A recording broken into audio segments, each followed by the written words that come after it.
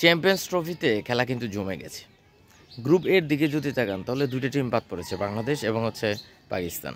দুই টিমই bye bye tata, তাদের কোনো সুযোগ নেই নেক্সট চ্যাম্পিয়ন্স ট্রফি ছাড়া। নেক্সট চ্যাম্পিয়ন্স ট্রফিতে তারা পারবে কিনা সেটা একটা বিষয়। তবে ভারত এবং নিউজিল্যান্ড তারা সেমিফাইনালে চলে গেছে। গ্রুপ বিতে যদি আপনি তাকান, একটা ম্যাচ বৃষ্টির কারণে হয় নাই, বাতিল হয়েছে। পয়েন্ট ভাগাভাগি হয়েছে অস্ট্রেলিয়া এবং সাউথ আফ্রিকার। চরম উত্তেজনাকর ম্যাচ হতে পারতো ম্যাচটা, কিন্তু ম্যাচটা বাতিল হয়ে গেল পয়েন্ট ভাগাভাগি। অর্থাৎ তাদের বর্তমান পয়েন্ট, যদিও তারা প্রথম ম্যাচ নিজ নিজ যে প্রথম ম্যাচ ছিল সেখানে জিতেছে, তাদের বর্তমান পয়েন্ট 3-3। তাদের প্রত্যেকেরই একটা করে ম্যাচ বাকি রয়েছে। যদি ওই একটা ম্যাচ তারা দুজনে হেরে যায় তাহলে দুজনেরই পয়েন্ট কিন্তু 3-3 থেকে যাবে। এখন দেখেন, আফগানিস্তানের দুটো ম্যাচ বাকি আছে অস্ট্রেলিয়া এবং ইংল্যান্ডের সাথে। দুটো ম্যাচই যদি জিতে যায় আফগানিস্তান, তাহলে কিন্তু আফগানিস্তান সেমিফাইনালে। অন্যদিকে ইংল্যান্ডের দুটা ম্যাচ বাকি আছে, অর্থাৎ আফগানিস্তানের সাথে এবং অস্ট্রেলিয়ার সাথে।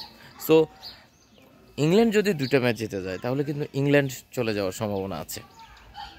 এখন ইংল্যান্ড যদি দুইটা ম্যাচ জিতে তাহলে আফগানিস্তান বাদ, আফগানিস্তান যদি দুটা ম্যাচ খেলে তাহলে ইংল্যান্ড বাদ। ঠিক আছে, এখন এই দুইজন তো যাবেই। এখন অস্ট্রেলিয়ার দুইটা ম্যাচ অলরেডি হয়ে গেছে, একটা ম্যাচ বাকি আছে, সেটা হচ্ছে আফগানিস্তানের সাথে। এটা জেতার সম্ভাবনাই বেশি। তবে আবার ইংল্যান্ডের সাথে আফগানিস্তানের আছে, আফগানিস্তান হেরে যাওয়ার, আফগানিস্তান বাদ পড়ার সম্ভাবনাই বেশি। এখন সাউথ আফ্রিকার একটা ম্যাচ বাকি আছে, সেটা হচ্ছে ইংল্যান্ডের সাথে। এখন ইংল্যান্ড দুইটা ম্যাচ আফগানিস্তানের সাথে এবং সাউথ আফ্রিকার সাথে। সো আপনাদের কাছে কী মনে হয়? এখনও গ্রুপ বিতে এখনও ডিসাইড হয় নাই আসলে কে যাবে। এখন আফগানিস্তান যদি দুটা ম্যাচ জিতে যায় তাহলে ইংল্যান্ড বাদ, ইংল্যান্ড যদি দুটা ম্যাচ জিতে যায় তাহলে আফগানিস্তান বাদ, আর অস্ট্রেলিয়া যদি একটা ম্যাচও জিতে অথবা সাউথ আফ্রিকা যদি একটা ম্যাচও জিতে, যেটা বাকি আছে জিততেই হবে। অর্থাৎ গ্রুপ বিতে এখন টান উত্তেজনা, প্রতিটা ম্যাচ জিততেই হবে, প্রত্যেকেরই জিততে হবে। প্রত্যেকের এখনও সুযোগ আছে, কিন্তু গ্রুপ এতে ডিসাইড হয়ে গেছে। দুইটা টিম যাচ্ছে, দুইটা টিম বাড়িতে অলরেডি চলে গেছে। এই হলো অবস্থা চ্যাম্পিয়ন্স ট্রফির। সো আপনাদের কাছে কী মনে হয় 2026 সালে জিতে পারবে ফুটবল বিশ্বকাপ আর্জেন্টিনা? কমেন্টে জানাবেন।